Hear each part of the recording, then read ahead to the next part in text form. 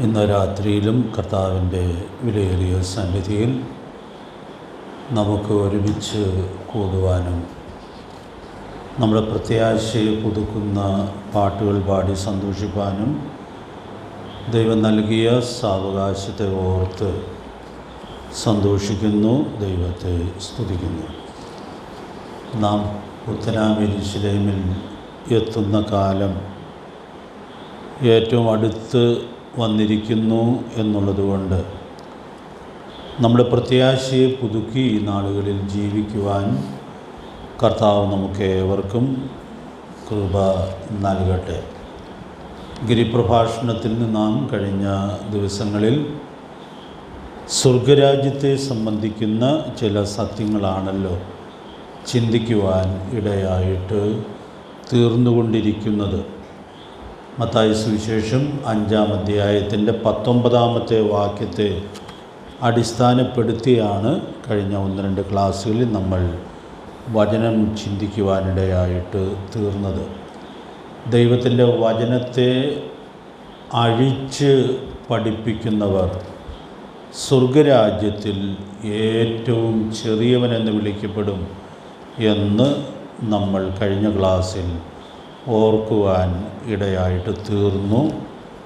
അതുകൊണ്ട് അഴിച്ച് പഠിപ്പിക്കുന്ന അപകടത്തിൽ നമ്മളാരും പെടുന്നില്ല എന്നുള്ളത് സൂക്ഷ്മതയോടെ ഉറപ്പുവരുത്തുവാനായിട്ട് സാധിക്കണം. അഴിച്ച് പഠിപ്പിക്കുന്നവരുടെ കണികളിൽ കുടുങ്ങാതെ വണ്ണം നമ്മെ തന്നെ സൂക്ഷിക്കാനുള്ളതായ ആവശ്യകതയും നാം കഴിഞ്ഞ ദിവസങ്ങളിൽ ഓർക്കുവാൻ ഇടയായിട്ട് തീർന്നു. എൻ്റെ മറുവശവും നമ്മൾ വിശദമായിട്ടൊക്കെ ചിന്തിച്ചതാണ്. ആചരിച്ച് പഠിപ്പിച്ച് നമ്മുടെ നിത്യതയെ സമ്പന്നമാക്കുവാനായിട്ട് ദൈവാത്മാവ് നമുക്കേവർക്കും ധാരാളം ദൈവകൃപ നൽകട്ടെ.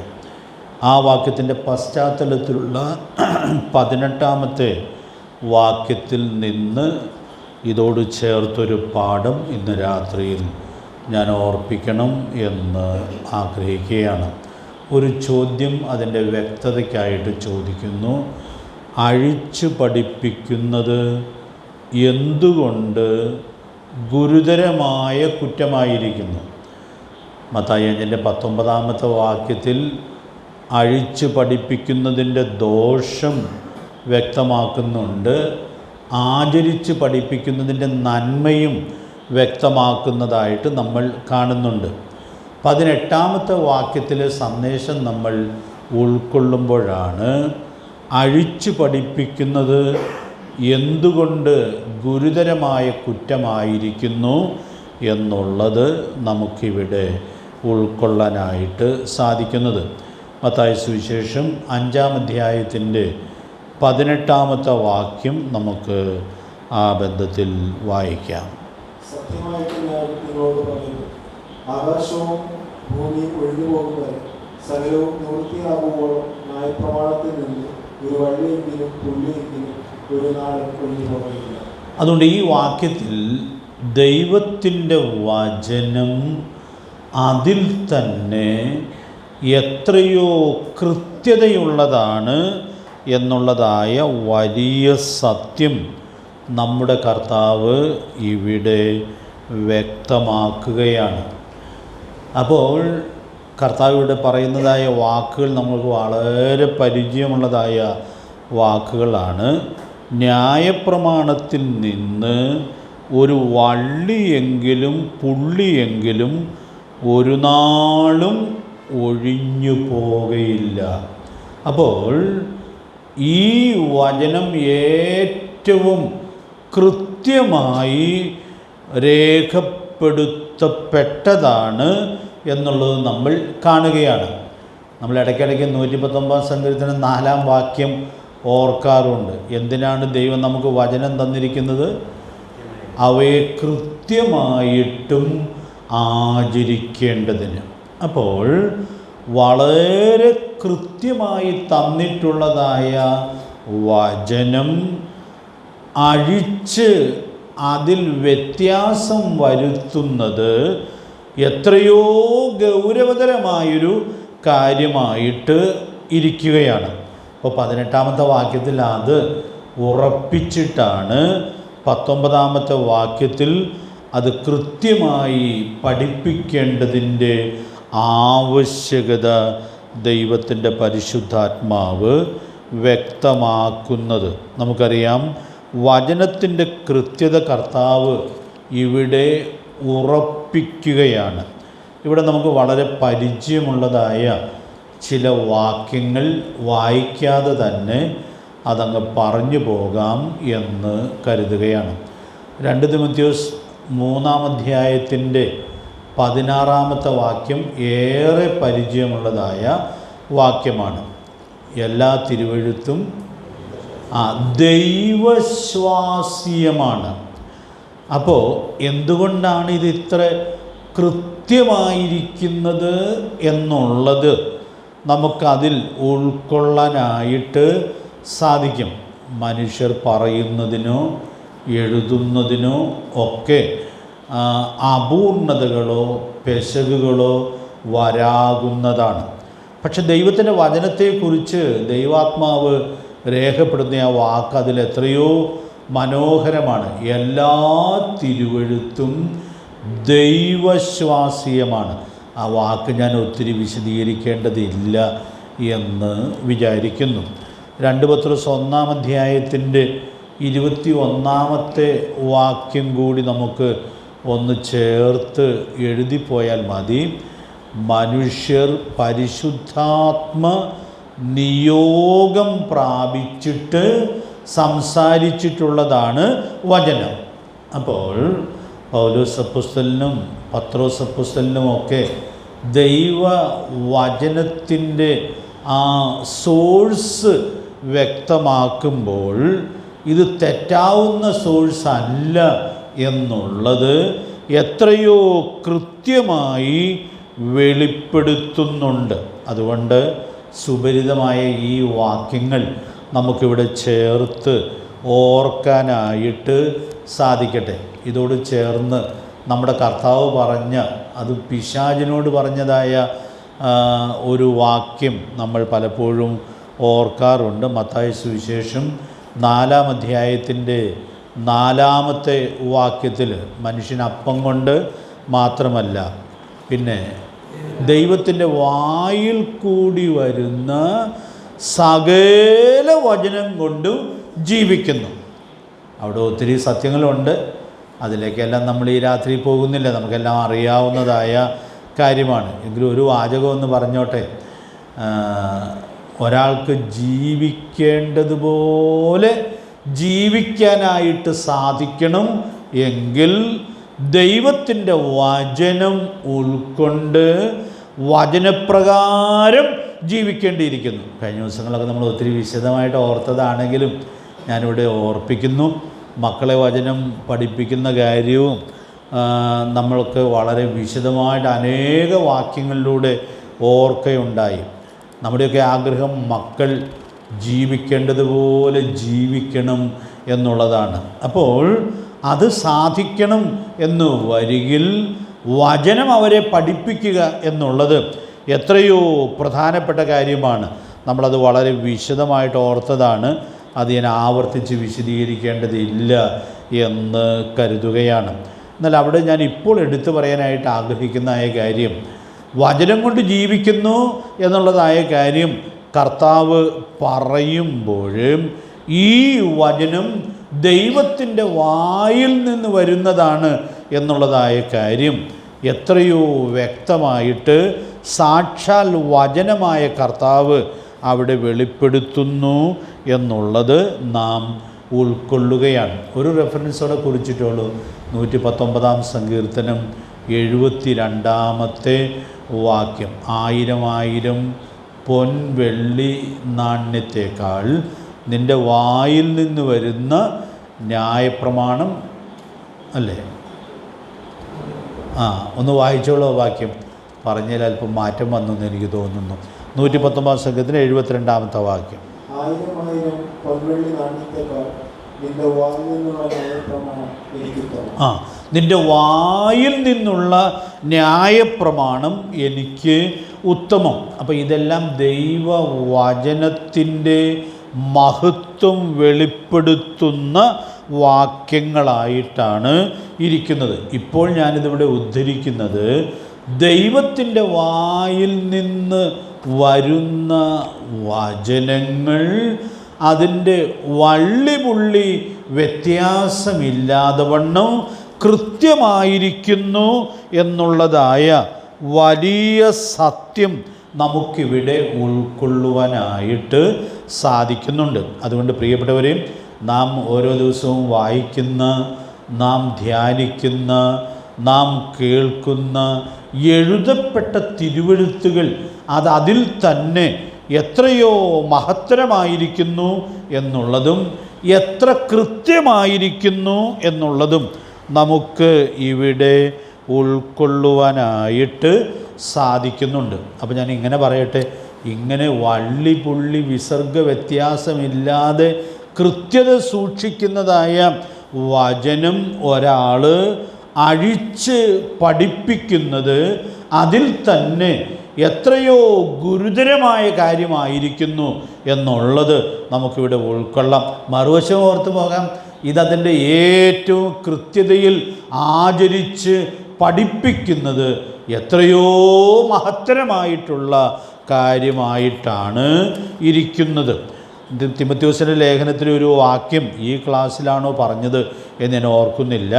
2 തിമോഥെയോസ് 1-ാം അധ്യായത്തിൻ്റെ 11-ാമത്തെ വാക്യത്തിൽ അവിടെ അപ്പോസ്തലനായ പൗലോസ് തനിക്ക് ലഭിച്ചതായ വിലപ്പെട്ടൊരു നിയമനത്തെക്കുറിച്ച് എടുത്ത് പറയുന്നതായി നമ്മൾ കാണുന്നുണ്ട്. 2 തിമോഥെയോസ് 1-ാം അധ്യായത്തിൻ്റെ 11-ാമത്തെ വാക്യം.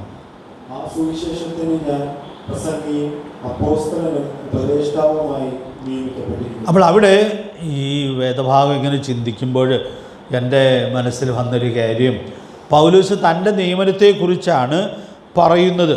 ആ സുവിശേഷത്തിന് ഞാൻ പ്രസംഗിയും അപ്പോസ്തലനും ഉപദേഷ്ടാവുമായി, അടുത്ത വാക്ക് എന്താണ്?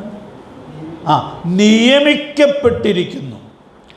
അപ്പോൾ ഞാൻ അവിടെ ഓർത്തൊരു കാര്യം, ദൈവത്തിൻ്റെ വായിൽ നിന്ന് വരുന്ന വചനം അതതിൻ്റെ കൃത്യതയിൽ എഴുതാനായിട്ട് പരിശുദ്ധാത്മ നിയോഗം പ്രാപിച്ച ആളുകളെ ദൈവം ഉപയോഗിക്കുവാൻ ഇടയായിട്ട് തീർന്നു. ഇനി എൻ്റെ അടുത്ത സ്റ്റെപ്പിൽ നമ്മൾ കാണുന്നത് ഈ വചനം അതിൻ്റെ കൃത്യതയിൽ ഉപദേശിക്കത്തക്കവണ്ണം ദൈവികമായ നിയമനം നൽകുന്നു എന്നുള്ളത് നമുക്കിവിടെ ഉൾക്കൊള്ളാനായിട്ട് സാധിക്കുകയാണ്. പ്രിയപ്പെട്ടവരെ, അതുകൊണ്ട് ഞാനിവിടെ പറയാനായിട്ട് ആഗ്രഹിക്കുന്നതായ കാര്യം, സ്വർഗത്തിലെ ദൈവം ഈ വചനം അതിൻ്റെ എത്രയോ കൃത്യതയിലാണ് നമുക്ക് നൽകിയിട്ടുള്ളത്. നമുക്കറിയാം, പഴയ നിയമ തിരുവെഴുത്തുകളെക്കുറിച്ചൊക്കെ നമ്മൾ വായിക്കുകയും മനസ്സിലാക്കുകയൊക്കെ ചെയ്യുമ്പോൾ ഈ തിരുവെഴുത്തുകൾ ആരുടെ കയ്യിലാണ് സൂക്ഷിക്കപ്പെട്ടത് എന്നുള്ളത് നമ്മൾ പലപ്പോഴും ഓർക്കാറുണ്ട്. റോമാലേഖനത്തിൽ അത് കൃത്യമായിട്ട് വ്യക്തമാക്കുന്നുമുണ്ട്. ആരുടെ കയ്യിലാണ് ഏൽപ്പിക്കപ്പെട്ടത്? യഹൂദൻ്റെ കയ്യിലാണ് അത് ഏൽപ്പിക്കപ്പെട്ടത്. കഴിഞ്ഞകാല ചരിത്രം നമ്മൾ പരിശോധിക്കാനിടയായിട്ട് തീർന്നാൽ അവർ വളരെ പ്രതിസന്ധിയിലൂടെയും ഉപദ്രവങ്ങളിലൂടെയും ഒക്കെ കടന്നു പോകുവാൻ ഇടയായിട്ട് തീർന്നു.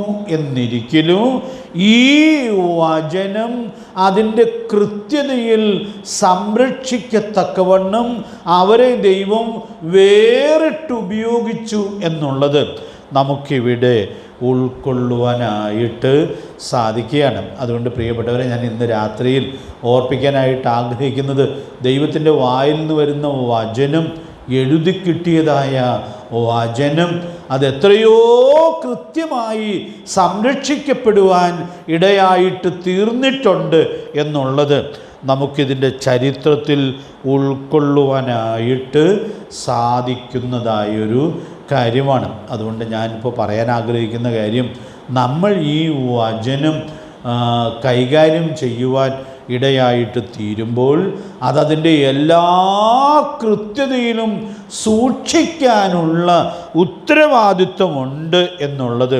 നമുക്കിവിടെ ഉൾക്കൊള്ളുവാനായിട്ട് സാധിക്കുകയാണ്. എന്നാൽ പൈശാചികമായ എതിർപ്പുകളും പൈശാചികമായ പോരാട്ടവും ഈ വചനത്തിനെതിരെ ധാരാളം ഉണ്ടാകുവാൻ ഇടയായിട്ട് തീർന്നിട്ടുണ്ട്. അപ്പം അതുകൊണ്ട് ഈ അഴിച്ച് പഠിപ്പിക്കുന്ന ആളുകളും ഒക്കെ കഴിഞ്ഞ നാടുകളിലും ഒക്കെ രംഗത്ത് വരാനും അവരവരുടെ ദൗത്യം നിർവഹിക്കുവാനും ഇടയായിട്ട് തീർന്നിട്ടുണ്ട്. ഞാനിതിനിടയിൽ 2 കൊരിന്ത്യർ 11-ാം അധ്യായത്തിൻ്റെ 13 മുതൽ 15 വരെയുള്ള വാക്യങ്ങൾ ചിന്തിക്കാനിടയായിട്ട് തീർന്നപ്പോൾ ഇതിൻ്റെ പിമ്പിലൊക്കെ ഉള്ളതായ ശത്രുവിൻ്റെ വലിയ തന്ത്രം നമുക്ക് തിരിച്ചറിയുവാനായിട്ട് സാധിക്കുന്നുണ്ട്. അതുകൊണ്ട് ആ വാക്യം ഞാൻ വിശദീകരിക്കുന്നില്ല, എങ്കിലും നമുക്ക് ആ വാക്യം ഒന്ന് വായിക്കാം. വായിക്കുമ്പോൾ ഇതിൽ പിശാച് എങ്ങനെയൊക്കെ പ്രവർത്തിക്കാൻ ഇടയുണ്ട് എന്നുള്ളത് നമുക്ക് ലളിതമായി ഉൾക്കൊള്ളാനായിട്ട് സാധിക്കും. 2 കൊരിന്ത്യർ 11-ാം അധ്യായത്തിൻ്റെ 13 മുതൽ 15 വരെയുള്ള വാക്യങ്ങൾ ഒന്ന് വായിച്ചു മാത്രം പോകാം എന്ന് കരുതുന്നു. വായിക്കാം.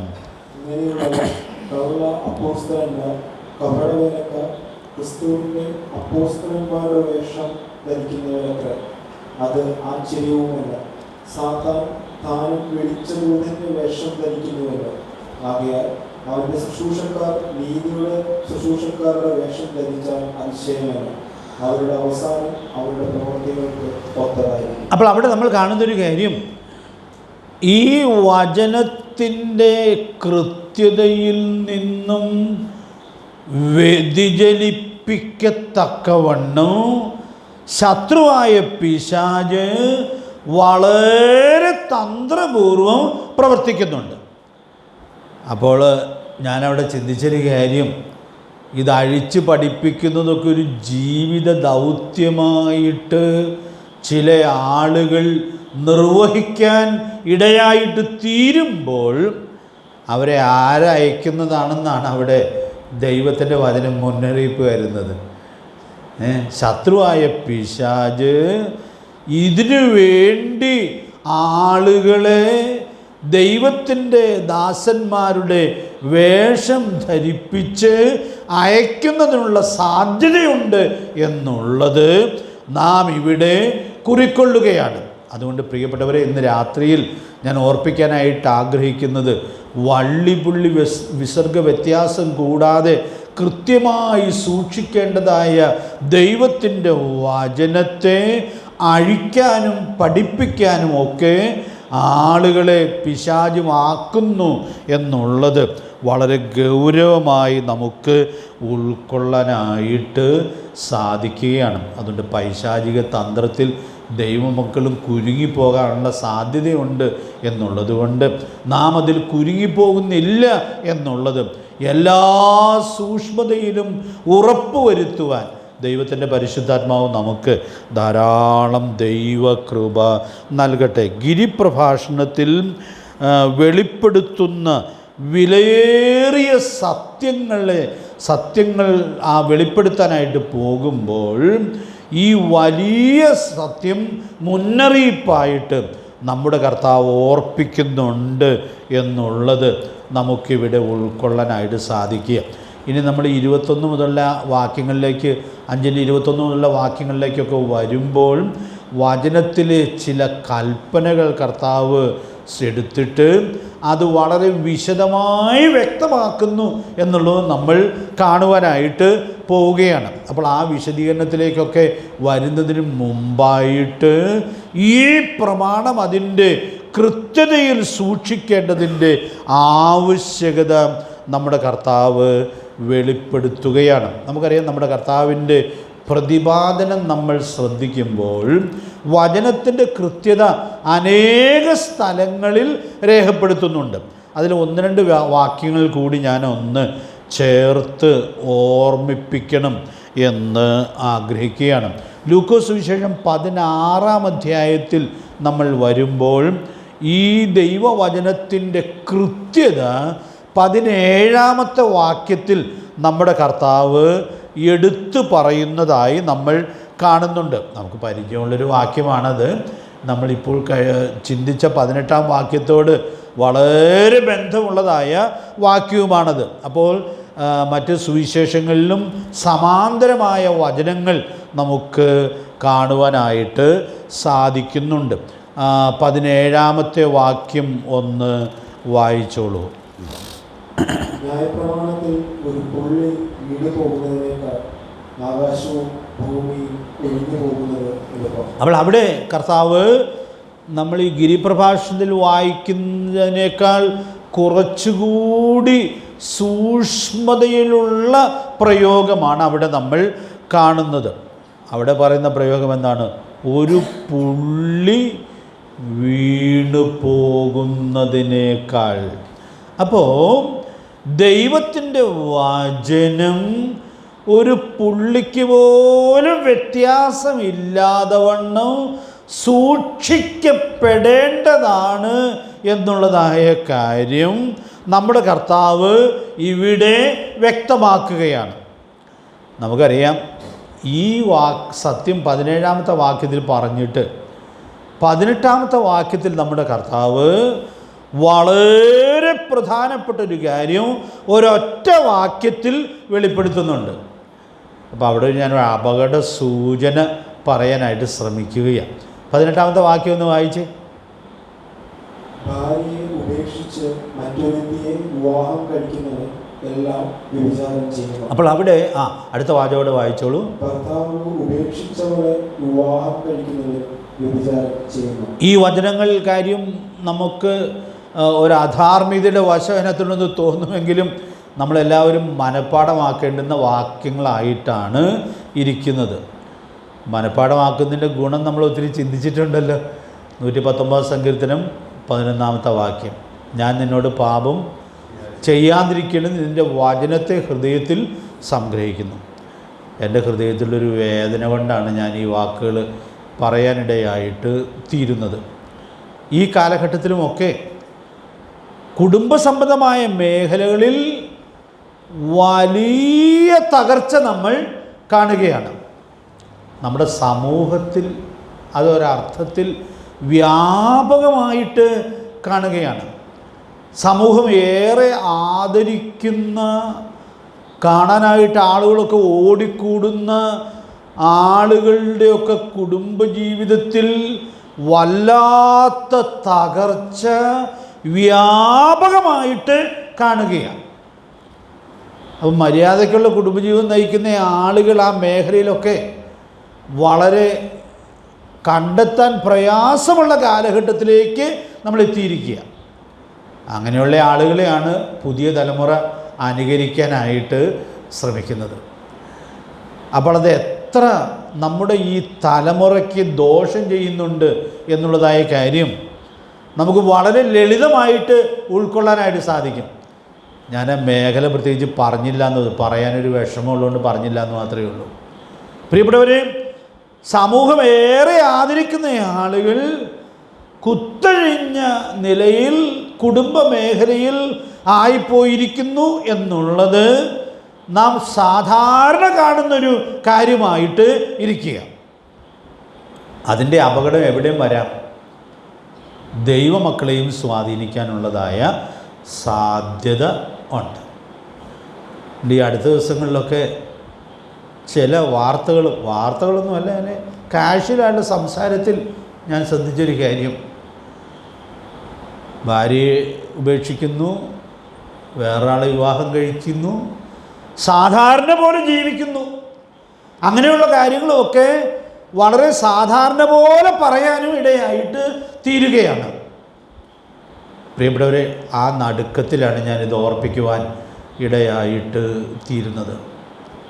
നമ്മുടെ കർത്താവ് ഒരു പുള്ളി പോലും മാറുകയില്ല എന്ന് പറഞ്ഞിട്ട് അടുത്ത വാക്യത്തിൽ കുടുംബ മേഖലയിൽ വളരെ വ്യാപകമായി കൊണ്ടിരിക്കുന്നതായ അശുദ്ധിയെക്കുറിച്ചുള്ളതായ മുന്നറിയിപ്പ് നൽകുന്നു എന്നുള്ളത് നാം വളരെ ഗൗരവമായിട്ട് ഉൾക്കൊള്ളേണ്ടുന്നതായ കാര്യമാണ്.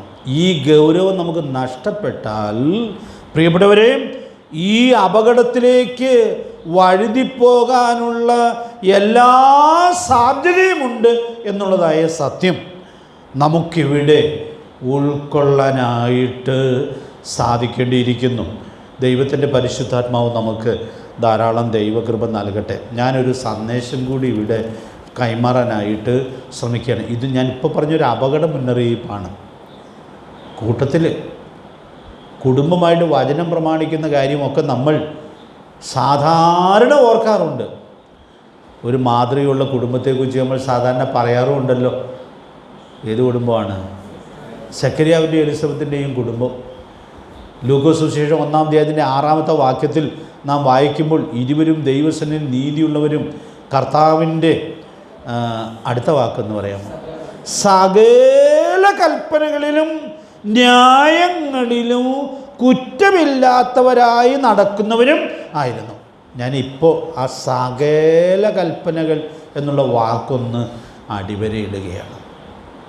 അതുകൊണ്ട് പ്രിയപ്പെട്ടവരെ, ഒരു പുള്ളി പോലും വചനത്തിൽ നിന്ന് മാറാൻ പാടില്ല, മാറുന്നതല്ല എന്നുള്ളത് നമ്മുടെ കർത്താവ് വ്യക്തമാക്കിയത് നമ്മൾ ഒരു വള്ളിയോ പുള്ളിയോ വ്യത്യാസപ്പെടുത്താതെ ഏറ്റവും കൃത്യമായി ഇതാചരിക്കേണ്ടതിന് വേണ്ടിയാണ്. അതുകൊണ്ട് ഞാൻ ഉറപ്പിക്കാനായിട്ട് ആഗ്രഹിക്കുന്നതായ കാര്യം, ദൈവം നമുക്ക് തന്നിട്ടുള്ളതായ കുടുംബജീവിതം ദൈവത്തിൻ്റെ പ്രമാണങ്ങളെ ഏറ്റവും കൃത്യമായി സൂക്ഷിച്ച് നിർവഹിക്കുവാൻ ഇടയായിട്ട് തീരേണ്ടിയിരിക്കുന്നു എന്നുള്ളതായ വലിയ സത്യം നമുക്കിവിടെ ഉൾക്കൊള്ളാനായിട്ട് സാധിക്കുകയാണ്. അതുകൊണ്ട് കുടുംബ മേഖലയെ ലാഘവമായിട്ട് കാണാൻ പാടില്ല. ഇവിടെ ഏറ്റവും ശരിയായി ദൈവത്തിൻ്റെ വചനത്തോടുള്ള വിശ്വസ്തത സൂക്ഷിക്കേണ്ടതിൻ്റെ പ്രാധാന്യമാണ് ദൈവാത്മാവ് എടുത്തു പറയുന്നത്. അതുകൊണ്ട് അഴിച്ച് പഠിപ്പിക്കുന്നതിൻ്റെ അപകടം ഈ മേഖലയെയും ബാധിക്കുന്നതിനുള്ളതായ സാധ്യതയുണ്ട് എന്നുള്ളത് നമുക്കിവിടെ ഉൾക്കൊള്ളാനായിട്ട് സാധിക്കുകയാണ്. ഞാൻ ഒരു കാര്യം കൂടെ അധ്യായത്തിൽ നിന്ന് വാക്യത്തിൽ നിന്ന് എടുത്തു പറയുകയാണ്. ഈ 18-ാമത്തെ വാക്യത്തിൽ ഒരൊറ്റ വാക്യത്തിലാണ് കുടുംബത്തെ സംബന്ധിക്കുന്ന കാര്യം, വിവാഹത്തെക്കുറിച്ചും മോചനത്തെക്കുറിച്ചും പുനർവിവാഹത്തെക്കുറിച്ചൊക്കെ അവിടെ ആ ഒരൊറ്റ വാക്യത്തിൽ പറയുകയാണ്.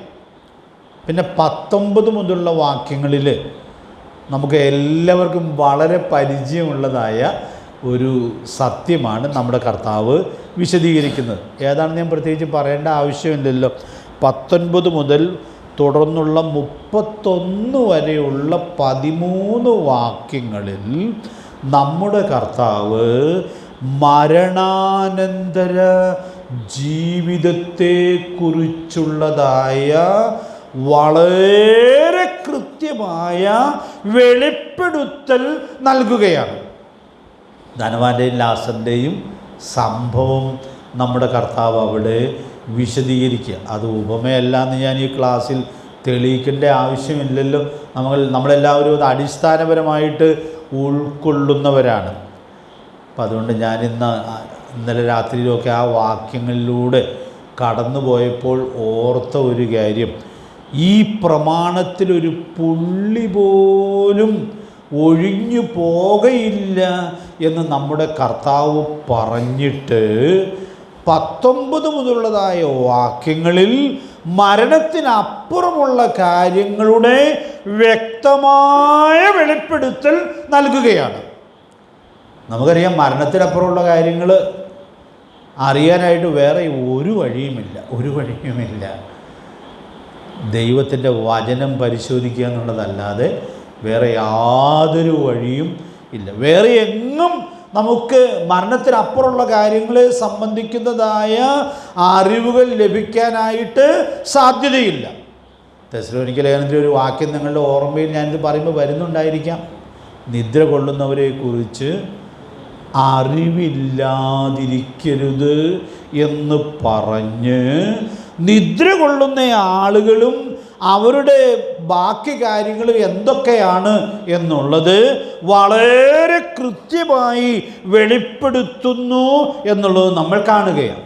അപ്പോൾ ഞാനിന്ന് രാത്രിയിൽ ഓർപ്പിക്കട്ടെ, നമ്മളെത്ര ഭാഗ്യവാന്മാരായിട്ടുള്ള ആളുകളാണ്. നമ്മുടെ ചുറ്റുപാടും പാർക്കുന്ന ആളുകൾക്ക് ഈ മരണത്തിനപ്പുറമുള്ള കാര്യങ്ങളെ സംബന്ധിച്ചിടത്തോളം യാതൊരു വെളിച്ചമില്ലാത്തവരാണ്. ചില ഊഹാപോഹങ്ങൾ അവർ വെച്ച് ജീവിക്കുന്നു എന്ന് മാത്രമേ ഉള്ളൂ. എന്നാൽ പ്രിയപ്പെട്ടവരെ, നമുക്ക് ഈ തിരുവെഴുത്തുകൾ ദൈവം വെളിപ്പെടുത്തി തന്നിരിക്കുന്നു എന്നുള്ളത് കൊണ്ട് മരണത്തിനപ്പുറമുള്ളതായ കാര്യങ്ങളെ കുറിക്കുന്ന എത്രയോ വ്യക്തമായ വെളിപ്പാടുകൾ ലഭിച്ചിട്ടുണ്ട്. അത് വളരെ വിശദമായി കർത്താവ് 19 മുതലുള്ള വാക്യങ്ങളിൽ വെളിപ്പെടുത്തുകയാണ്. അപ്പം അതുകൊണ്ട് ഞാൻ ഇന്ന് രാത്രി ഓർപ്പിക്കാനായിട്ട് ആഗ്രഹിക്കുന്നത്, നമ്മൾ എത്ര വ്യക്തമായ പ്രകാശനത്തിലേക്ക് വന്നിട്ടുള്ള ആളുകളാണ്.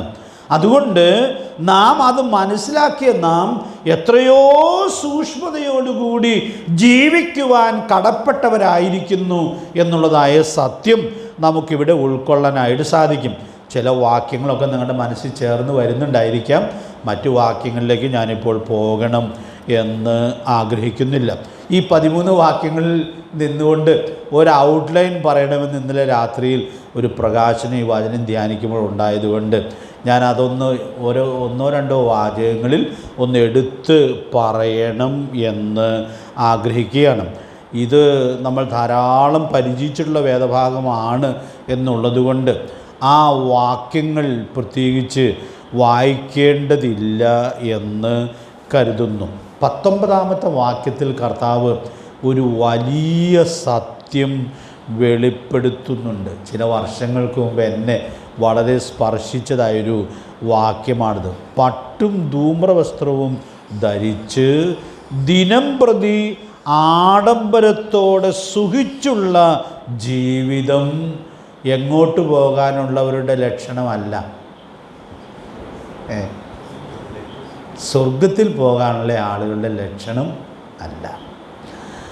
പ്രിയപ്പെട്ടവരെ, ഞാൻ ഇന്ന് രാത്രി ഓർപ്പിക്കാനായിട്ട് ആഗ്രഹിക്കുന്നത്, നാം പിൻപറ്റുന്ന ജീവിതശൈലി നാം എങ്ങോട്ട് പോകാനുള്ളവരാണ് എന്നുള്ളത് വെളിപ്പെടുത്തുന്നതാണ്. ഞാനതിൻ്റെ വിശദാംശങ്ങളിലേക്ക് പോകാനായിട്ട് ശ്രമിക്കുന്നില്ല. വിശ്വാസി സമ്പത്ത് എന്നുള്ള പുസ്തകമൊക്കെ നമ്മൾ പ്രസിദ്ധീകരിച്ച ആളുകളാണ്, അനേക വർഷങ്ങൾക്ക് മുമ്പ് പ്രസിദ്ധീകരിച്ചതാണ്. അതുകൊണ്ട് നമ്മളതിൻ്റെ ജീവിതശൈലി ഉൾക്കൊള്ളുന്ന ആളുകളാണ്.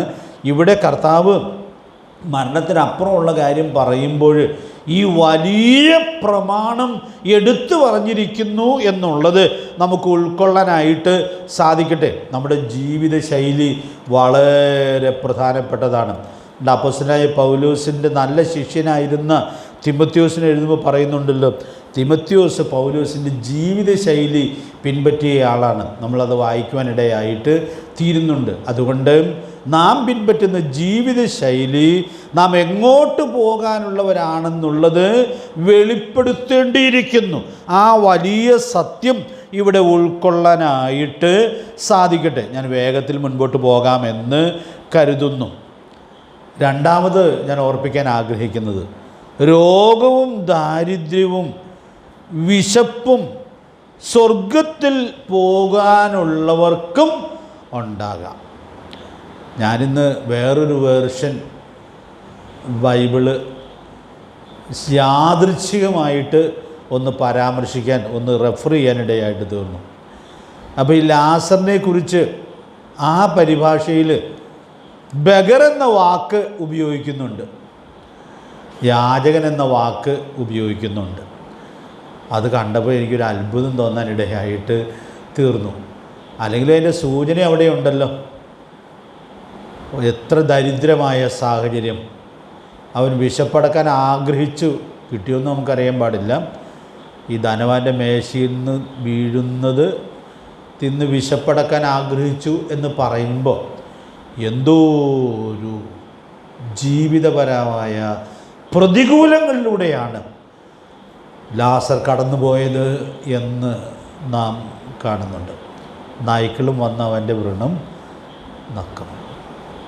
അതുകൊണ്ട് പ്രിയപ്പെട്ടവരെ, സ്വർഗത്തിൽ പോകാനുള്ള ആളുകളെല്ലാവരും സുഖസമൃദ്ധിയിൽ ജീവിക്കുന്നവരായിരിക്കും എന്ന് നമ്മളാരും തെറ്റിദ്ധരിക്കേണ്ടതായ ആവശ്യമില്ല. നമ്മുടെ കർത്താവ് പറഞ്ഞ വാക്കുകളാണിത്. അതുകൊണ്ട് പ്രിയപ്പെട്ടവരെ, പരിപരുത്ത ജീവിത സാഹചര്യങ്ങളിലൂടെയൊക്കെ കടന്നു പോകുമ്പോഴും ഇത് ദൈവമക്കൾക്കും അനുവദനീയമാണ് എന്നുള്ളത് നമ്മൾ വിസ്മരിക്കുവാൻ ഇടയായിട്ട് തീരരുത്. ആ വലിയ സത്യം നമ്മുടെ കർത്താവ് ഇവിടെ വെളിപ്പെടുത്തുന്നു എന്നുള്ളത് നമുക്ക് ഉൾക്കൊള്ളാനായിട്ട് സാധിക്കുകയാണ്. മൂന്നാമത്തെ കാര്യം, ഇവിടെ വളരെ അടുത്ത് പാർത്ത ആളുകൾ അവിടെ വ്യത്യസ്തമായ 2 സ്ഥലങ്ങളിലേക്ക് മാറ്റപ്പെടാൻ ഇടയായിട്ട് തീർന്നു എന്നുള്ളത് നമുക്ക് ഇവിടെ കാണുവാനായിട്ട് കഴിയുകയാണ്. നമുക്കതിനെ ആ വ്യത്യസ്തത ഇങ്ങനെ പറയാം. ഒരാൾ വേദനയുടെ സ്ഥാനത്തേക്ക് ചെന്നു, മറ്റേയാൾ ആശ്വാസത്തിൻ്റെ സ്ഥാനത്തേക്ക് ചെന്നു. പ്രിയപ്പെട്ടവരെ, ഞാനിവിടെ പറയാൻ ആഗ്രഹിക്കുന്ന കാര്യം, നമ്മുടെ കർത്താവ് മരണത്തിനപ്പുറമുള്ള കാര്യങ്ങൾ എത്രയോ കൃത്യമായിട്ട് വെളിപ്പെടുത്തി എന്നുള്ളത് നമ്മൾ കാണുകയാണ്. ധനവാൻ എങ്ങോട്ടാണ് പോകുന്നതെന്ന് അറിയാൻ പാടില്ലായിരിക്കാം. കാരണം ഇരുളിൽ നടക്കുന്നവൻ താൻ എവിടെ പോകുന്നു എന്ന് അറിയുന്നില്ലല്ലോ. നമ്മുടെ കർത്താവ് പറഞ്ഞ വാക്കാണ്. പക്ഷേ ലാസർ ഈ പരിപരുത്ത ജീവിതാനുഭവങ്ങളിലൂടെയൊക്കെ കടന്നു പോകുമ്പോഴും താൻ മുമ്പിൽ പ്രത്യാശയോടുകൂടി പ്രതീക്ഷിച്ചിരുന്നതായ ആശ്വാസം ഉണ്ടായിരുന്നു. അത് സുവിശേഷം നമുക്ക് തന്നതായ വിലയേറിയ അനുഗ്രഹമാണ്. പ്രിയപ്പെട്ടവരെ, ഇന്ന് രാത്രിയിൽ നമ്മുടെ കർത്താവ് വെളിപ്പെടുത്തുന്നതായി വാക്കുകൾ വായിക്കുവാൻ ഇടയായിട്ട് തീരുമ്പോൾ നമുക്ക് ദൈവം തന്നിട്ടുള്ളതായ ഈ പ്രത്യാശയുടെ മഹത്വം അത് അതിൽ തന്നെ ഉൾക്കൊള്ളത്തക്കവണ്ണം ദൈവാത്മാവ് നമുക്ക് ധാരാളം ദൈവകൃപ നൽകട്ടെ.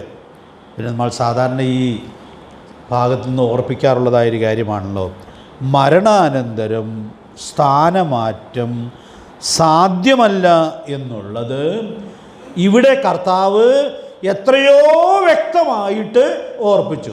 ക്രിസ്ത്യാനികളുടെ ഇടയിൽ ഏറ്റവും കൂടുതൽ അംഗസംഖ്യ ഉണ്ടെന്ന് അവകാശപ്പെടുന്നതായ സമുദായം മരണത്തിന് ശേഷവും അവിടുന്ന് സ്ഥാനമാറ്റത്തിന് സാധ്യതയുണ്ട് എന്നുള്ളതായ പഠിപ്പിക്കലിൽ നിൽക്കുന്നു എന്നുള്ളത് നമ്മളിവിടെ വിസ്മരിക്കുവാൻ ഇടയായിട്ട് തീരരുത്. നമ്മുടെ കർത്താവ് എത്ര കൃത്യമായിട്ടാണത് പറഞ്ഞത്. ആ വാക്യം നമുക്കൊന്ന് വായിക്കാം എന്ന് ഞാൻ കരുതുന്നു. ലൂക്കോസ് സുവിശേഷം 16-ാം അധ്യായത്തിൻ്റെ 26-ാമത്തെ വാക്യം നമുക്കൊന്ന് വായിച്ച് പോകാം.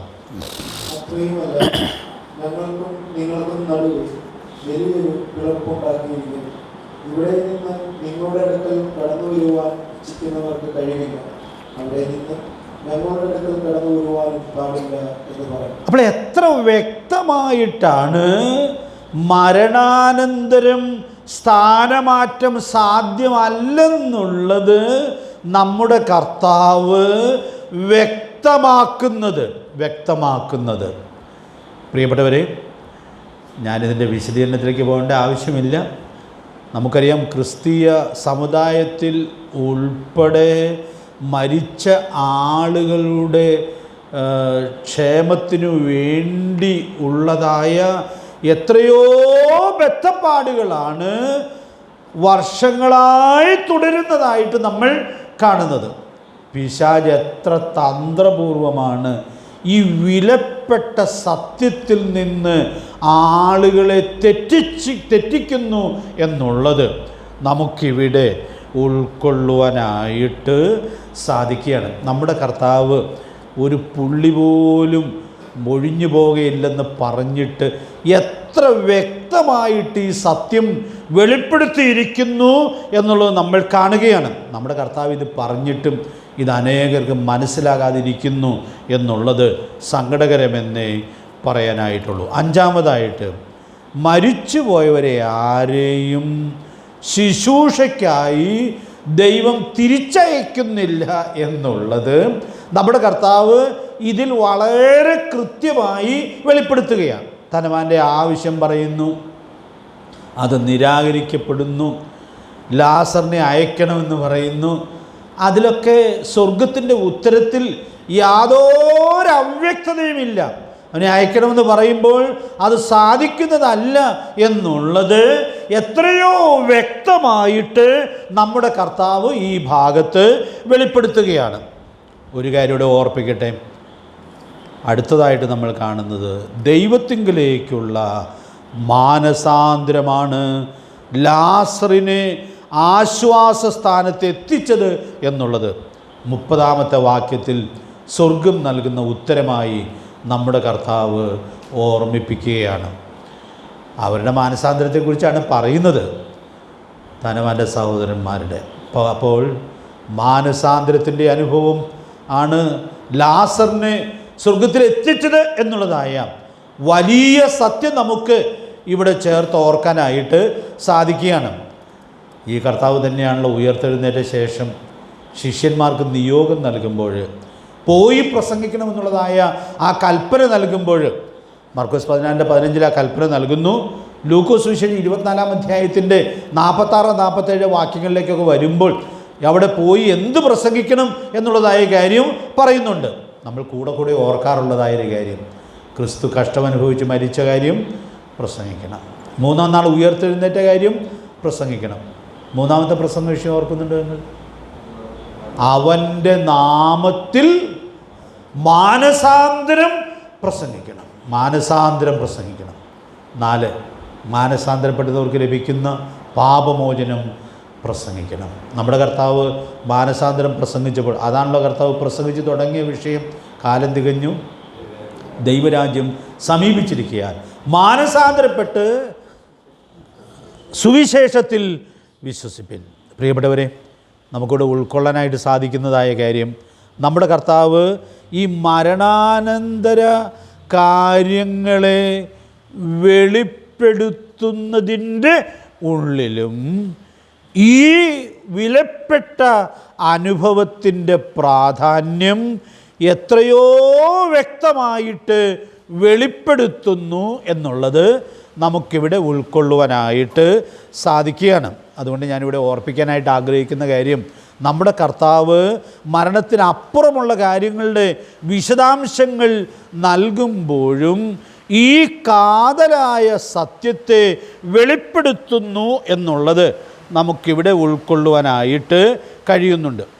ഇനി 7-ാമത്തെ കാര്യമാണ് നമ്മുടെ പഠന വിഷയത്തിൽ ഏറ്റവും പ്രധാനപ്പെട്ട കാര്യമായിട്ട് ഇരിക്കുന്നത്. ഞാനതങ്ങ് പറയാം എന്ന് ആഗ്രഹിക്കുന്നു. നമ്മുടെ കർത്താവ് ഈ മരണത്തിനപ്പുറമുള്ള കാര്യങ്ങളെക്കുറിച്ച് പറയുമ്പോൾ, പ്രത്യേകിച്ച് ഈ ലാസറിനെ ഇങ്ങോട്ട് അയക്കുന്ന കാര്യം ധനവാൻ അവിടെ ആവശ്യപ്പെടുമ്പോൾ സ്വർഗത്തിൽ നിന്ന് ലഭിക്കുന്നതായ വളരെ കൃത്യമായ ഉത്തരമുണ്ടല്ലോ. അവിടെ ആരൊക്കെ ഉണ്ടെന്നാണ് പറയുന്നത്? അവിടെ മോശയും പ്രവാചകന്മാരും ഉണ്ട്. അപ്പം മോശയും പ്രവാചകന്മാരും എന്താണ് നൽകിയിട്ടുള്ളത്? മോശയും പ്രവാചകന്മാരും വിലയേറിയ വചനമാണ് നൽകിയിട്ടുള്ളത്. വിലയേറിയ വചനമാണ് നൽകിയിട്ടുള്ളത്. പ്രിയപ്പെട്ടവരെ, നമുക്കിവിടെ ഉൾക്കൊള്ളാനായിട്ട് സാധിക്കുന്ന വളരെ അനുഗ്രഹീതമായ ഒരു സത്യം, അവിടെ സ്വർഗത്തിൽ നിന്ന് ഉത്തരം പറയുകയാണ്. അവിടെ മോശയും പ്രവാചകന്മാരും ഉണ്ടല്ലോ എന്ന് പറഞ്ഞാൽ അതിൻ്റെ അർത്ഥം എഴുതപ്പെട്ടതായ വചനം അവർ വിശ്വസിക്കട്ടെ എന്നാണ് സ്വർഗം ഉത്തരം പറയുവാൻ ഇടയായിട്ട് തീരുന്നത്. അപ്പോൾ നാം അവിടെ ഉൾക്കൊള്ളുന്നതായ വളരെ മനോഹരമായിട്ടുള്ളതായ ഒരു സത്യം, നമ്മുടെ കർത്താവ് മരണാനന്തര സത്യങ്ങളെ വെളിപ്പെടുത്തുവാൻ ഇടയായിട്ട് തീരുമ്പോൾ വെളിപ്പെടുത്തപ്പെട്ട ദൈവത്തിൻ്റെ വചനം ഏറ്റവും കൃത്യമായി ഉൾക്കൊള്ളേണ്ടതിൻ്റെ, വിശ്വസിക്കേണ്ടതിൻ്റെ ആവശ്യകതയിലേക്കാണ് അവിടെ വിരൽ ചൂണ്ടുന്നതായി നമ്മൾ കാണുന്നത്. 2 വാക്യങ്ങളൊന്ന് വായിക്കണമായിരുന്നു. വായിക്കാനായിട്ട് പറ്റുമെങ്കിൽ വായിച്ചാൽ നല്ലതാണ്. 29-ാമത്തെ വാക്യവും 31-ാമത്തെ വാക്യവും നാം ചിന്തിക്കുന്ന ഈ സത്യത്തിൻ്റെ മനോഹരമായ പ്രകാശനമായിട്ടാണ് ഇരിക്കുന്നത്. ആർക്കെങ്കിലും വായിക്കാൻ പറ്റുമോ? 16-ാം അധ്യായത്തിൻ്റെ 29-ാമത്തെ വാക്യം.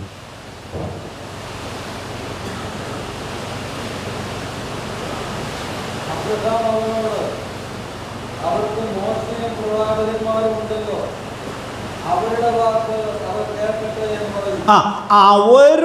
വാക്ക് അവർ കേൾക്കട്ടെ. അപ്പോൾ നമ്മൾ ചിന്തിച്ച 17-ാം വാക്യം കൂടെ ചേർത്ത് ചിന്തിക്കണം. ഒരു വള്ളിക്ക് പോലും വ്യത്യാസം വരാത്ത ദൈവത്തിൻ്റെ വചനത്തിലേക്ക് നമ്മുടെ കർത്താവ് ഈ വിഷയത്തിൽ വിരൽ ചൂണ്ടുകയാണ്. ഇനി 31-ാമത്തെ വാക്യം കൂടി വായിച്ച് നമ്മുടെ ഈ പഠനം തൽക്കാലം അവസാനിപ്പിക്കാം. 31-ാമത്തെ വാക്യം.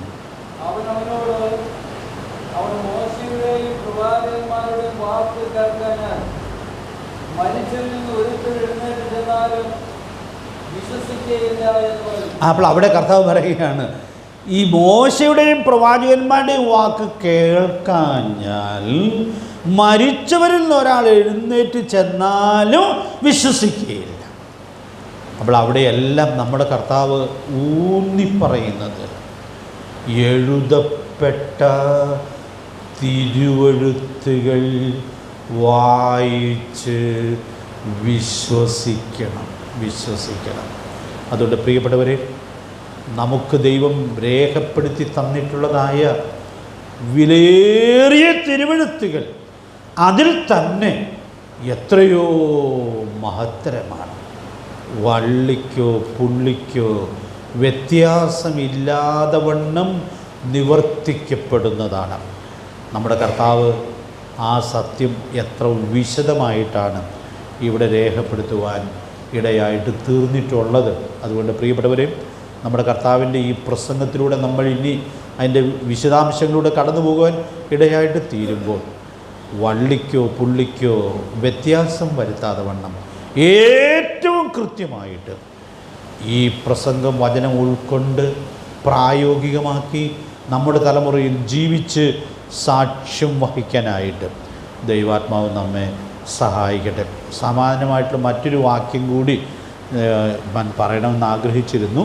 കർത്താവരൻ താമസിച്ച് അടുത്ത ക്ലാസ്സിൽ പറയാം എന്ന് ആഗ്രഹിക്കുന്നു. നമ്മുടെ കർത്താവിൻ്റെ പ്രതിപാദനത്തിൽ ഈ വലിയ സത്യം ആവർത്തിച്ചുറപ്പിച്ചിരുന്നു എന്നുള്ളത് നമ്മൾ കാണുകയാണ്. അതുകൊണ്ട് നമ്മളും ആ വലിയ സത്യത്തെ എല്ലാ പ്രാധാന്യത്തിലും ഉൾക്കൊണ്ട് വിശ്വസിച്ച് കൃത്യമായിട്ട് ദൈവത്തിൻ്റെ പ്രമാണങ്ങളെ ഈ തലമുറയിൽ സൂക്ഷിച്ച് സാക്ഷ്യം വഹിക്കാൻ സ്വർഗത്തിലെ ദൈവം നമുക്ക് ഏവർക്കും ധാരാളം ദൈവകൃപ നൽകട്ടെ. കർത്താവിൻ്റെ വിലയേറിയ നാമം ഇന്നും എന്നേക്കും വാഴ്ത്തപ്പെടുമാറാകട്ടെ.